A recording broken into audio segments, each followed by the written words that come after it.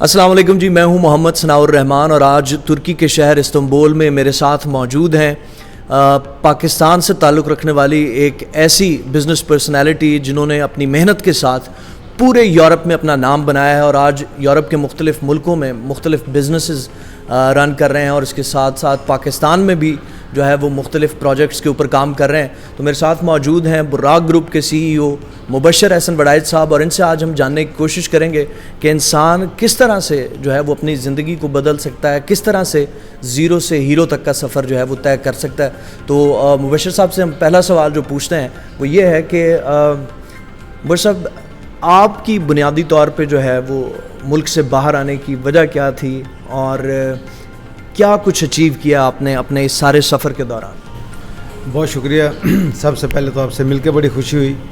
تو باہر آنے کا مقصد اور آبجیکٹیو تھا وہ جو اپنی ایک اکنامک انڈیپینڈنسی اور پاور انسان اچیو کرنا چاہتا ہے اور جو بیسک ضرورت بھی ہوتی ہے ہر انسان کی، تو اسی سلسلے میں ہم بھی باہر آئے اور کوشش کر رہے ہیں. بالکل صحیح.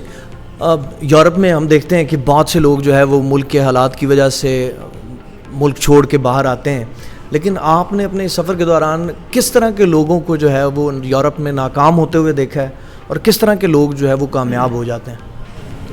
دیکھیے، یہ بڑا سمپل ہے، کیونکہ جو لوگ مستقل مزاج اور مسلسل کام کرتے ہیں اور سخت محنت کرتے ہیں وہ تو کامیاب ہو جاتے ہیں، اور جو لوگ کنفیوز ہوتے ہیں، جو گھر بدلتے رہتے ہیں، ملک بدلتے رہتے ہیں اور ایک جگہ پہ ٹکے کام نہیں کرتے، تو ان کے لیے تو میرے خیال میں یورپ میں کامیابی کا سپنا دیکھنا بہت مشکل ہے. صحیح. اور آپ اگر اپنی جرنی کو دیکھیں، کیونکہ آپ کے اس سفر کے دوران آپ نے بہت بڑے لیول پہ جو ہے چیزیں اچیو کی ہیں، تو آپ جو ہے وہ کس چیز کو بنیادی طور پہ اپنی کامیابی کی وجہ سمجھتے ہیں؟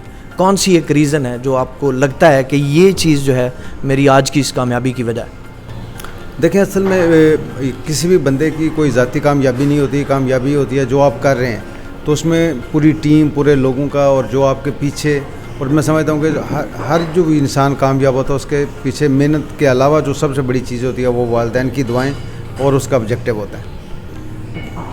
اگر ہم بات کریں کہ کامیابی، تو یہ ایک ایسا لفظ ہے جس کے پیچھے ہر شخص بھاگ رہا ہے، اور اسپیشلی جو نوجوان لوگ ہیں جو اپنی زندگی کا سفر جو انہوں نے ابھی سٹارٹ کیا ہے، وہ جو ہے ڈیفینیٹلی اس چیز کے پیچھے ایک بڑے بڑے خواب ہوتے ہیں، تو وہ زیادہ اس لفظ کے پیچھے، اس مشن کے پیچھے بھاگ رہے ہوتے ہیں.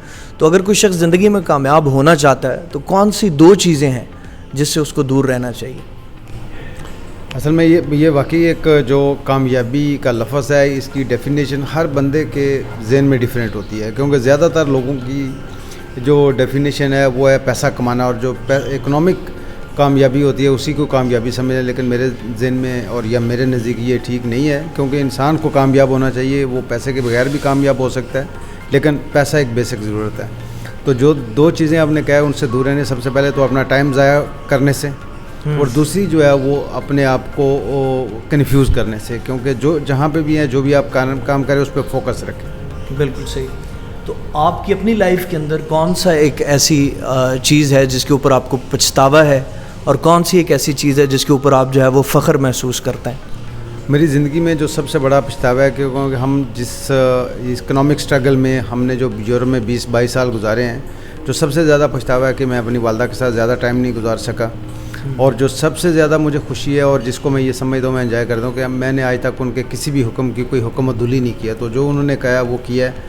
اگر جو باہر رہنے کا یا جو بھی ہم نے یہ سٹرگل کی ہے، یہ ایک جو مین ریزن تھی، یہ ان کے احترام اور ان کی خواہش کے ہی لیے کی ہے.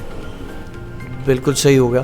اور یہ ایک بہت بڑی ریزن ہے جو آپ نے بتائی ہے، اور میں سمجھتا ہوں کہ شاید واقعی جو ہے بہت سے اس طرح کے لوگ جن سے ہماری پرسنل طور پہ، ذاتی طور پہ ملاقات رہی ہے، لوگ جو ہے جو اپنے والدین کے ساتھ جو ان کا ایک محبت کا، عقیدت کا رشتہ ہوتا ہے، ان کی زندگی میں ویسی برکت جو ہے وہ نظر آتی ہے. تو ایک اور جو سوال میں آپ سے پوچھنا چاہ رہا ہوں اس وقت وہ یہ ہے کہ پاکستان کی صورتحال کو مد نظر رکھتے ہوئے آپ کیا سمجھتے ہیں کہ پاکستان کے اندر رہتے ہوئے بھی کامیاب ہوا جا سکتا ہے یا پاکستان سے باہر نکلنا ضروری ہے؟